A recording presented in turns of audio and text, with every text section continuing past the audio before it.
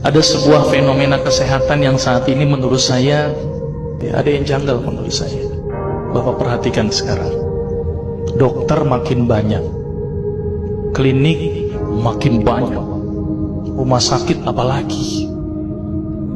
Seharusnya dokter semakin banyak, orang sehat harus gimana?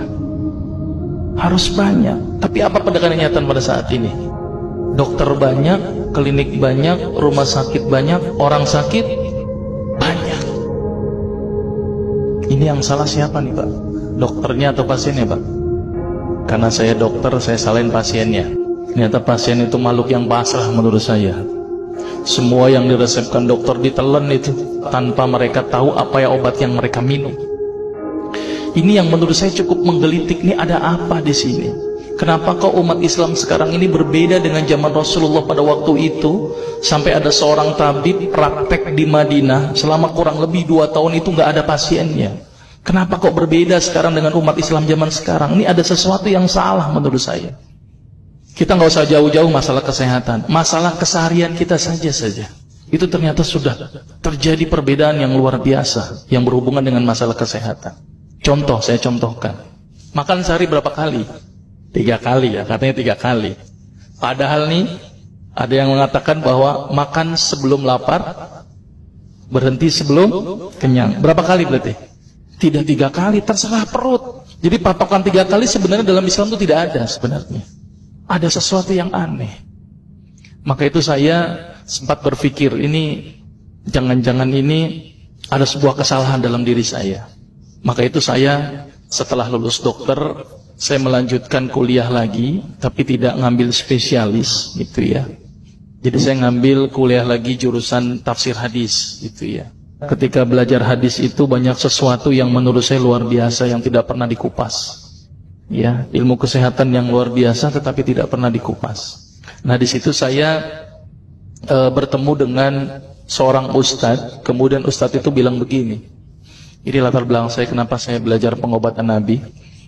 Ustadz itu bertanya kepada saya begini, "Dok, antum yakin gak sih dok kalau antum masuk surga?" Saya jawabnya pada waktu itu apa? "Yakin Ustadz, saya masuk surga karena Allah menurut prasangka hambanya." Tapi Ustadz itu bilangnya lain. "Kayaknya antum masuk neraka deh." Waduh. Dia memberikan data-datanya ke saya. Maka saya bersyukur kepada Ustadz tersebut ya. Dia ambil pada waktu itu, mohon maaf ya, saya menyebut merek, mohon maaf. Lihat dok, Lovenox, obat yang dipakai untuk mengencerkan darah. Biasanya diberikan pada penderita penyakit jantung, stroke dan gangguan bekuan darah. Di situ tertuliskan kata apa? Porsin origin. Ada yang tahu porsin? Porsin itu isinya Pak, babi Pak. Saya bilang, waduh, berarti dok kalau antum resepin porsin satu pasien, antum telan itu obatnya. Kira-kira ibadah orang tersebut diterima nggak sama Allah?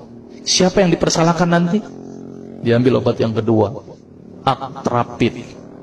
Apa itu? Insulin. Tulisannya apa? Human insulin. Jadi diambil dari manusia yang telah meninggal, diambil pankreasnya, insulinnya, yang menderita penyakit kanker pankreas, dibuatlah obat. Berarti dokter sudah menyuntikkan manusia ke dalam manusia. Diambil obat namanya analsik.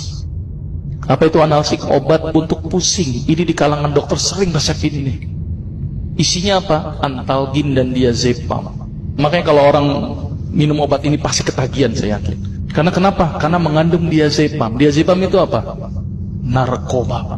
Maka itu cara nyari uang paling gampang, kasih aja resepin analsik, pasti balik lagi dia. Karena kenapa? Narkobanya bikin kecanduan. Diazepam, fatwa ulama bagaimana? Haram.